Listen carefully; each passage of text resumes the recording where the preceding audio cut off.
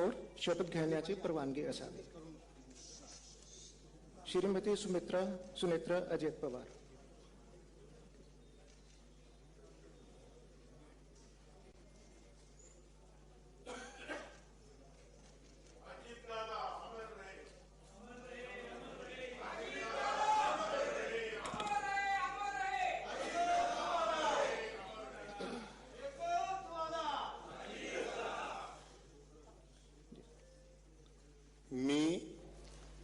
मी सुनेत्रा अजित पवार गांभीर्यपूर्वक प्रतिज्ञा करते की कायद्याद्वारे स्थापित झाले आहे अशा भारताच्या संविधानाबद्दल मी खरी श्रद्धा व निष्ठा बाळगीन.